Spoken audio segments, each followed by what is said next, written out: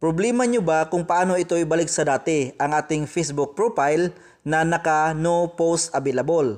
Tulad nito. So sa una nating video mga katropa ay kung paano gawing private or kung paano gawing no post available ang ating Facebook profile. So sa video na ito mga katropa ay tuturo ko sa inyo kung paano ito ibalik sa dati ang ating mga Facebook post na gawin nating public. So unang-una mga katropa, open lang natin ang Facebook application at mag-login. Pagkatapos, open natin ang ating Facebook profile. Tapos, i-click itong 3 dots sa gilid. Ito mga katropa, 3 dots. Click natin. Tapos, i-click itong activity log. Same lang ang gagawin natin mga katropa sa dati nating ginawa na kung paano gawing no post available. Kung paano gawing private ang lahat ng ating mga post sa ating Facebook profile. So, ngayon mga katropa, i-click natin itong activity log. Hanapin lang natin ito. Click natin. Tapos kapag updated ang inyong Facebook application, ganito na ang makikita ninyo. Your activity across Facebook. Click nyo ito. At kung hindi nyo makita mga katropa itong your activity across Facebook, hanapin nyo lang direct ang manage post dito sa taas. Manage post.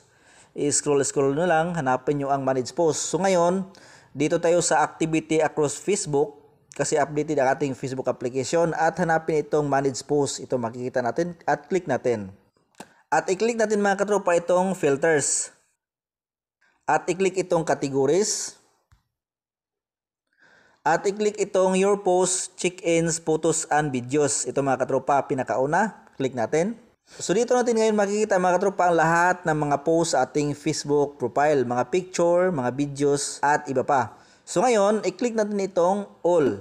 Click natin. At mag-checkmark na lahat ang mga box dito sa gilid. Ibig sabihin ay selected na lahat ang mga post natin. Scroll down lang natin, baka meron pang hindi na-check.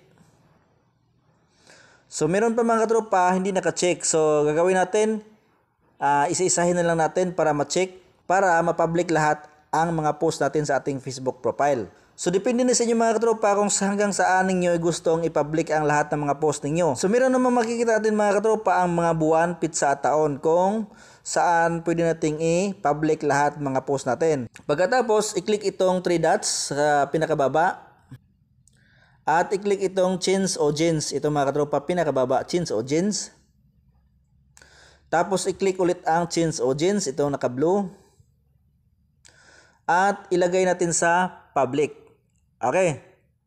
Click ang public. Tapos, change. Okay, so back tayo sa ating Facebook profile. Tingnan natin mga katropa.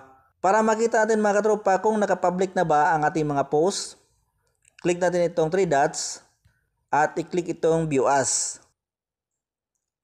So ngayon mga katropa, scroll down lang natin.